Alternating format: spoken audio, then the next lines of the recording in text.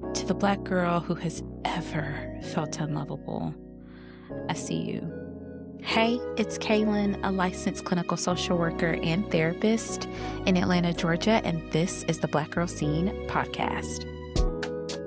Welcome to the Black Girl Scene podcast. Welcome to the very first video edition of the podcast.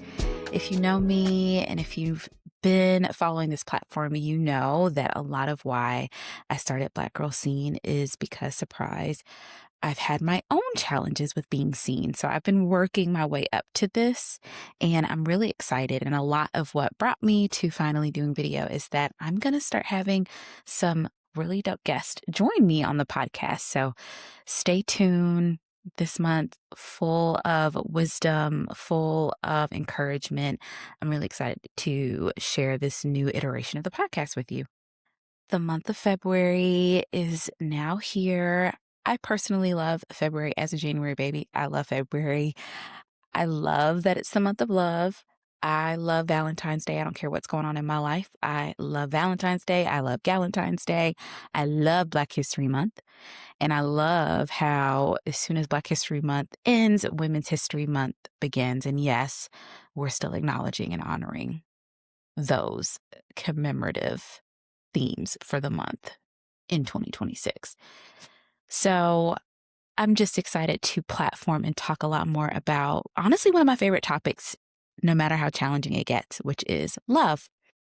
I don't normally talk very explicitly about dating for a lot of different reasons, but mainly because I believe that those core skills that help you have a positive experience in romantic relationships translate to all the other relationships in your life. So I like to talk about relationships at large, but I thought it'd be fitting to start off the month of love and the month of what I like to also think about as Black love, love of Black people, love of Black liberation, love of humanity at large, which very much comes from restorative treatment and justice of the Black community. I think it's so important to talk about the power of love. And so we're going to start off with talking about why and how we hide in romantic relationships. Now, this is not a how to find love episode. This also isn't a, just love yourself and everything works out episode. This is truly an episode to anchor us in an understanding that when romance is in our life, we sometimes show up in ways that don't allow us to have the most positive, healthy, fulfilling experiences in dating. So this is not to blame anyone, but this also isn't a magic pill episode. I do think that there are some really powerful episodes and some people out there who are doing great work on dating and how to really make changes in your romantic life.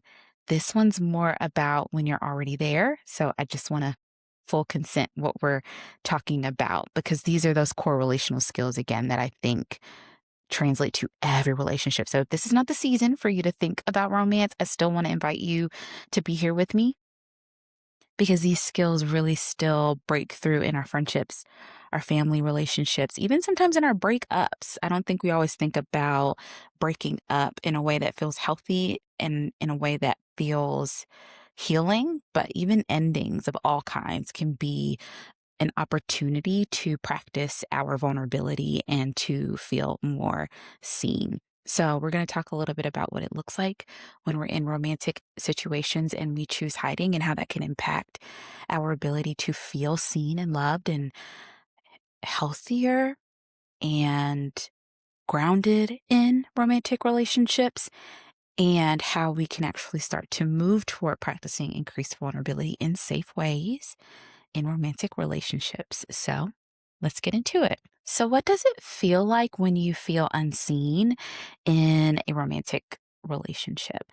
I think it's kind of easy to tell. And I think it's really important to name a couple of things that you might notice when you're not exactly feeling fed or seen in a romantic dynamic. This is a hallmark case of when those insecurities start to pop up and we start to feel much more anxious. And to be clear, we can feel anxious whether we have a quote unquote anxious attachment style or avoidant or any of the attachment styles. I think if you generally feel uncertain about the situation you're in, you're going to feel anxious. You're just going to respond to your anxiety very differently depending on your attachment orientation. You might start to feel underappreciated. You might start to experience some more of those other triggers like betrayal, disappointment, rejection, abandonment, some of the big ones. Anytime you're experiencing a level of unmet needs in your relationships, then you're likely going to notice that you're not feeling very seen, because the experience of feeling seen in a romantic dynamic is going to leave you feeling acknowledged, understood, and like someone's at least trying to meet your needs or being honest about how they can't. You also don't feel like yourself in a relationship if you're not feeling seen, because you probably don't feel like you have permission to, or it doesn't feel safe to, which also, I think it goes without saying that you might not feel safe in that relationship. I also want to be clear that this isn't just like, oh, I'm dating this one specific person. This can be true of many relational archetypes: polyamorous, monogamous, heteronormative, queer. This can be true in a lot of capacities. This also can be true outside of commitment or established relationships. So this can be just in dating.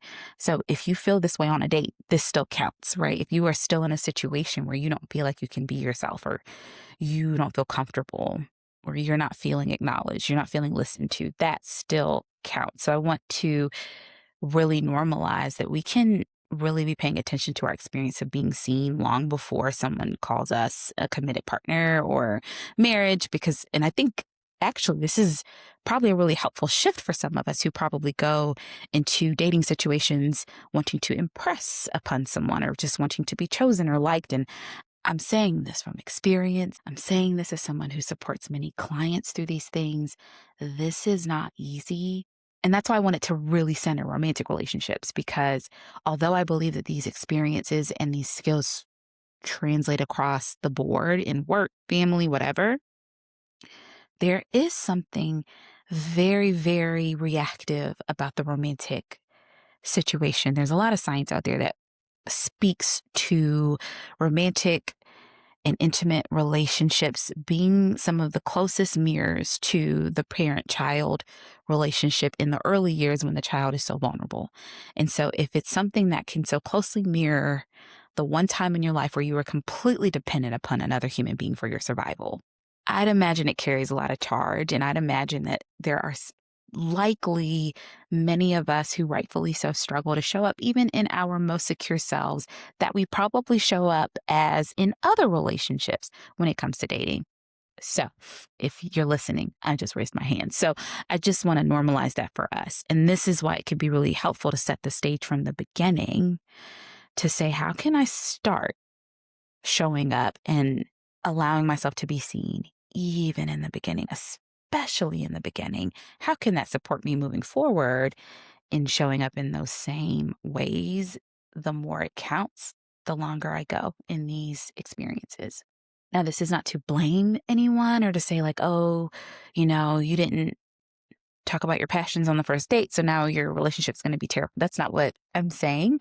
I'm more so speaking to how we have tendencies to hide ourselves and to block the experience of building authentic and deeper connections.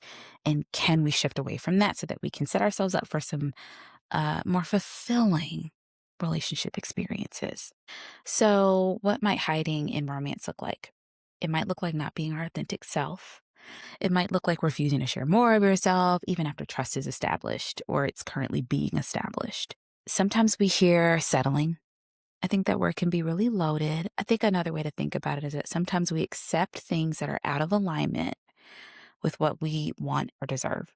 Settling can have a little bit of a blaming tendency of like, oh, you just kind of gave up on more and like took what you could get. When in reality, I think it's more that we're all going to be offered an array of options in our life across a myriad of things. And it's really challenging to tolerate the vulnerability sometimes that comes with accepting things that are in alignment if we haven't done that work yet. And so if we're struggling to maybe notice when something's out of alignment and say, maybe no, thank you to that, that might be more of a sign that there's some work to be done, but not something to hold and blame yourself for. We really want to get away from that self-shaming piece here. Another one that might feel obvious, but also maybe not, staying single and shut down for long periods of time. Let me be clear, this is not when it's intentional or something that you've chosen. This is really more of a protective practice. This is when it just doesn't feel comfortable or safe anymore, even if it's something that you actually want. This can be a way that we're hiding. Again, this isn't a shame thing, and this isn't necessarily to say that it's all your fault if you're single. I hope you all can trust and hear me when I say that I see you, that the dating pool is complicated no matter what your orientation is, no matter what you're looking for. There's a lot going on in this world, and there's a lot that makes it complicated to find a quality partner. I also think that sometimes we show up in ways that make it really easy to just not put ourselves in that predicament because it just feels safer. And I think, again, this is more of an opportunity to sit with, like, when you are faced with the opportunity to move toward whatever goals you have in a romantic capacity, can we examine the ways we hide in that? That's what this is. So if you are single and you are happy, I hope you're single and happy. If you're single and you're listening to this and you're rolling your eyes as I speak, I want to support you in connecting with the fact that you're listening to this episode and that there might be something here for you, but it's not asking you to step outside of something that feels really connected to your season. It's just an opportunity to maybe check in with how you can show up in alignment with the intention of building healthy romance, if that's your intention. So that's another way to look at it. Again, another example, you might avoid healthy conflict and repair. Maybe that looks like not wanting to set boundaries, not wanting to express concerns or needs, or maybe moving away from difficult or challenging conversations because it feels too scary, it feels too vulnerable, it's triggering to you. On the flip side, I'd say maybe when we over engage or we stay in reactive, chaotic, or highly charged conflict based situations, that can also be a form of hiding because in the same vein that avoiding conflict may also limit our potential for building intimacy, because remember, conflict in and of itself is not unhealthy. It's actually healthy, it's needed, it's necessary. It's how we've learned conflict that has made it less healthy. In the opposite capacity, if we're always in conflict and we're really engaging in unhealthy dynamics that are not moving the needle, we're likely just cycling through very unhealthy dynamics and probably staying in something that's not very good for us and not actually moving us toward intimacy. But because we know how to do it and because we know how to push people away, probably in that conflict, that feels more comfortable, but that's still its own form of hiding. Another example, we may avoid asking for what we want. We also may avoid actually contributing to setting the tone in a relationship. So this might be for some of us who have a tendency for like showing up to a new dating situation and kind of just going with their flow, whatever they want, what they like, their cadence, the type of dates they want to go on, the type of living situations they like, the type of communication patterns, right? Never really saying, hey, I actually like it like this. This is actually helpful for me. And so that's another way that we sometimes end up in a misaligned circumstance because it feels more comfortable to just be with someone than to be in the kind of relationship that you really want. We may err on the side of our partner and not sustain our own lives. So this looks like being willing to relocate for someone, maybe without checking in about how you really feel about it. Maybe you're not spending as much time with your friends. Maybe you're not nurturing parts of your life, your hobbies. Maybe you're a little more accommodating than you usually would be if you were not dating or partnered. You are not showing up as yourself, not showing up for yourself. And so this relationship that's unfolding does not ultimately accommodate or consider you in the ways that you deserve, which is a function of being seen. The other one I want to name before I transition to how we can shift this is leaving too quickly or staying too long. Now, there's a line that I think only we know we've hit when it comes to relationships and how long something is supposed to last, what seasons we're in with people. We might get a trauma voice that says run at any sign of danger or something potentially going left, and we dip. and we get out the kitchen, right? Those avoidance behaviors, not really giving something a chance to grow and build, wanting to leave before we get left. Or we hear the wisdom voice or the intuition voice, the intuitive voice saying, it's time to go. And we're not ready to hear it. We're not listening to it. And we stick around in spaces that maybe no longer serve us or are not the healthiest for us. And those, if you think about one of our recent episodes, that's almost like a form of self abandonment. Again, that's a way that we are not able to stay with ourselves and tolerate the truth of what our bodies and our spirits are asking for in that moment. And so we we just end up kind of separating from it and making choices that are separate from what we know might be best for us. And so those are some really common ways that I think we sometimes hide in romance and again in all kinds of relationships. And I think it's important to remember that these are all functions of a lot of the previous experiences we've had prior to that person. It's very rare that we just kind of wake up one day and decide, I'm going to sabotage intimacy by shutting down. Like we don't really do that. Typically, we've learned to protect ourselves, and that means we felt unprotected before, or we've gone through something that's left us feeling we have to beat the person to the punch. We cannot let them leave us. We must leave first, or we cannot be open. That is not safe, right? All these different ways that I think we sometimes learn is the best way to be in a relationship to just avoid being hurt. And I think even being in romance with the goal of just not being hurt is a form of hiding. Hear me when I say it's easier said than done. I think, again, when you're in that highly charged situation where it feels like a lot is riding on it, the stakes are high. I think it's a telltale sign that if we're in a relational dynamic where the goal is just to not be hurt, we're likely acting out of a wound, acting out of some way that we are afraid of a repeated trauma or a repeated experience that caused us hurt or harm. So much easier said than done. And if it were true that we could just not get hurt by all of these protective strategies, low key, the therapeutic profession wouldn't exist, right? Like, I think if these mechanisms were so effective in us avoiding hurt altogether, like truly, not just I've avoided situations that could hurt me, which is an option. I think that's what we talked about with like staying single in seasons when you actually don't want to, or just staying hidden from relational depth in general when you actually want to. That might be effective in protecting you from experiencing a specific type of hurt, but it doesn't mean you won't experience pain. And you likely will block yourself from receiving the love and the intimacy that you actually desire and deserve. That's a trade off that some people choose. And again, I think if that were enough, not many of us would actually look beyond that. I think some of us know that we do want the relationships of any sort, but especially in this case, a romantic partner or a romantic experience that feels really healthy and wholesome. And in order to do that, we do have to practice experiencing risk, knowing that we can be okay if things don't work out.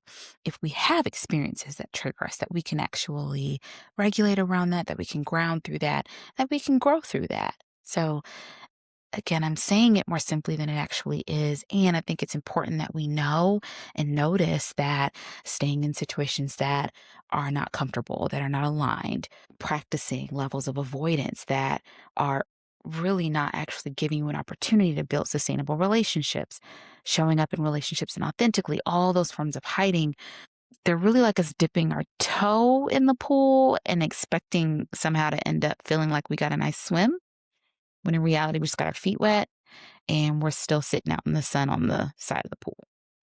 So if you notice that you want to start actually jumping in, metaphorically speaking, and you want to feel more seen, you want to feel more active and fulfilled in these romantic connections, I want to suggest a couple of things for us to try. So first and foremost, I want to invite us to keep doing the work. I want us to keep doing the deeper work of repairing our relationship with intimacy, vulnerability, really getting to the root of some of those wounds that maybe we might notice we have, because this is ultimately still our work and romance is just another platform. So I'm a huge fan of the whole decentering romance, decentering men if you're heterosexual, heteronormative, or if you date cisgender men. And I think that That's been really, really important. I do think some of the conversations talk about it this way, but I think something that's important is like we can decenter romance without completely defunding it. We can decenter romance without deleting it completely. Now, again, if you want to delete it or you know someone who wants to delete it and that's truly something they desire, I feel joy for you because I think that if that's incoherence for you, that solves a lot of could solve a lot of problems. And for those of us who maybe notice that we still want it, can it fit somewhere in our story without it being the center of the story? Yes. And so then we can come to know that our work with a partner is a part of our work with ourselves and in every other relational dyad and every other aspect of our community building that we face, that it is not the creme de la creme. I think that's why it's so important to know that being partnered or not partnered, being married or not married, that's not a sign of anything. That just means you're married. It just means you're not married. The bigger question is, how do you feel in your life? How do you feel in the experiences when you do have them? How do you continue to come back to yourself and your self-worth and healing through your wounds and becoming more and more of yourself? How do you come home to that, regardless of what's going on around you? And that translates to having more fulfilling experiences in romance, outside of romance, as time goes on. I also want to say that some of us carry a wound around desiring love at all. Some of us, maybe for a lot of different reasons, whether it be some of the wounds you experienced as you were younger, maybe some of the dating or marital experiences you've had in adulthood. Also, thinking about society at large, like I said, just kind of all of the different dynamics and so many of the things that we face in the dating world and how sometimes it's actually not safe to be in partnership depending on who you're with. I want to say I see you through that. I also want to continue to encourage you through something that I've had to work through, which is that desiring love and partnership is healthy. It's okay. It's normal. It doesn't mean you're desperate. It doesn't mean that you think you need that you are not okay without it. It doesn't mean any of these things that I think sometimes we maybe have come to know in our journey to decentering romance in men and or in our journey of remembering how much we are whole on our own. The two can be true. In fact, the two must be true. I think it's really challenging to have a sustainable partnership without experiencing yourself as a whole individual. Not saying you have to love yourself completely first before love comes. It's more, can you see how love is a part of your life that is generated through you as opposed to something that comes to you and completes you? That's different. And I think you can have an experience of knowing that love is not a completion thing for you without maybe even being fully connected to self love. I think those two things can happen. And so, what feels most important here is being able to center yourself around your own work while also holding space for knowing that the same way you may desire to be a mother, to be a parent, you may desire certain relational experiences with your family. All of those things are healthy, all of those things are natural. All of those things have risks and all of those things are okay. It's just how are you showing up for yourself through those desires in a way that's going to help you build and sustain the healthiest versions of those relationships that you want. I also think in the vein of the month, it's important to name that Black love is revolutionary. It's giving bell hooks, all about love. If you haven't read it, I definitely recommend you add it to your reading list. Black love is paramount.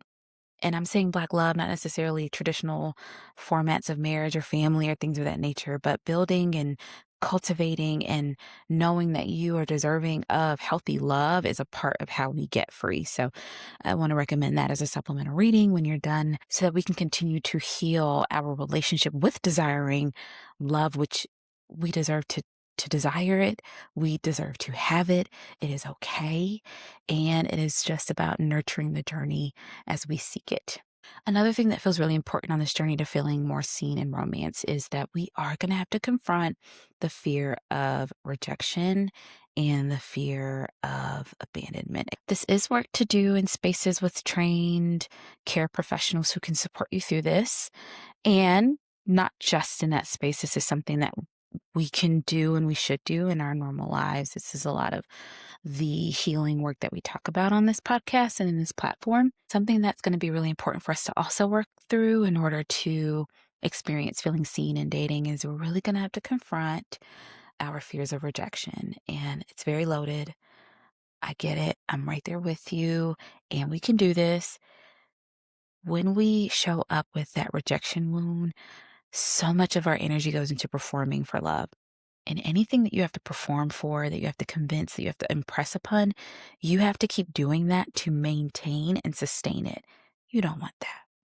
That's not the love you want. That's not the love you deserve. You deserve a love that wants you just as you are. Not necessarily that, you'll never grow or work toward things, but if you are in experience with someone where you have to perform in order to receive their love, that is not necessarily going to be the safest place for you.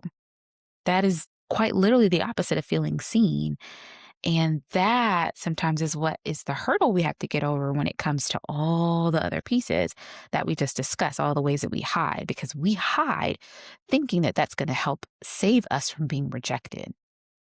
But if we can get comfortable with knowing that this isn't about rejecting who I am, this is more about finding a good fit. This is more about finding someone who just wants me for me, that is when we can then show up in the things that I'm about to name, some of the practices that can become really helpful in actually identifying and sustaining healthier romantic relational situations. Once you've confronted that fear of rejection, once you've confronted that fear of abandonment, then you can start to show up in ways that are actually probably going to help you feel more seen.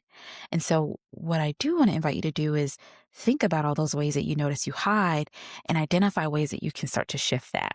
So literally flipping it on its head. If you notice that you show up in relationships a little inauthentically or you hide parts of yourself, how can you slowly reveal more parts of yourself? How can you show up more authentically?